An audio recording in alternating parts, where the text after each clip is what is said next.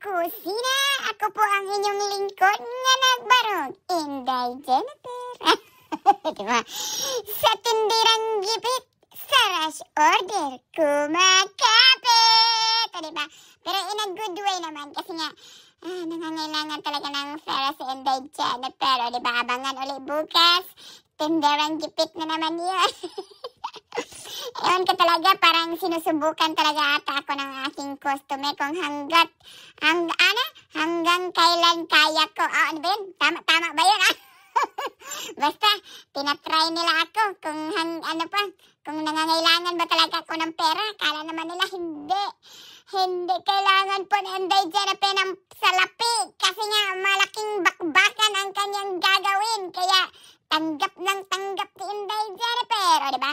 Hanggat wala namang ibang pa-order, kayang-kaya yan. O diba? May iba talaga yung plano ko talaga nitong araw na to. Anong tawag ito? Kasi nga, diba? Off nga ng amo ko. May mga plano sana nga padit-dit ko nuhay. O diba? Kala mo naman nag-ano no, tapos pangit ng panahon. Yun eh. Pero yun na ba? Pero yun na nga, kasi nga yung mga customer ko, ayun, itong time din pala nito, siningit kasi nga sabi ko nga sa inyo, pag tinatamad si Inday Jennifer or may mga pa-order na, tamad nang lumabas ng maaga. Sinisingit ko na rin pala yung grocery. Yun pala, nag-grocery pala kami ng amo ko. Diretso-diretso na lang yung grocery. Late nga lang kasi nga, diba, after ng pick-up, tapos tinamad na umuulan pa. Tapos yun na, mga hapon na yung nag-grocery before pick-up ng Janaki sa school. Tapos ito naman, hindi ko na naman nabantayan yung natapos na naman. Ang sarap talaga iurong, tumagilid pala to. Okay lang sana tong kung nakita ko, madali lang tong ayusin. Minsan kasi nga, duling talaga to si Inday Jennifer. Kaya hindi, ang hirap na kasi nga, nag-set na yung yung soft cream niya, yung cream niya, mahirap na kasi yan pag naandyan na, tapos tanggalin mo uli.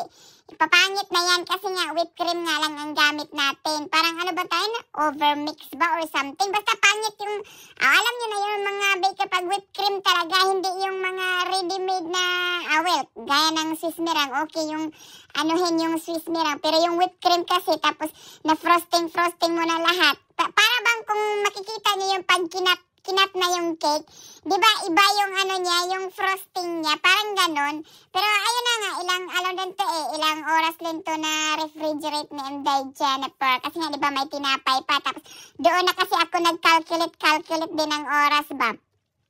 Kung lutuin ang tinapay, tapos pero una kong binake naman yung cake para maano kasi nga yung conservatory ko naman malamig. Doon ko na naman siya pinalamig. O diba yan? Parang matagilid konti pero wala na tayong magagawa. Pero thank you pa rin sa aking customer. Sumawala ka ng chicken and Jennifer. Salamat sa pagtanawan. Tunsi sunod, babos mo. Enjoy. Bye. Love you all.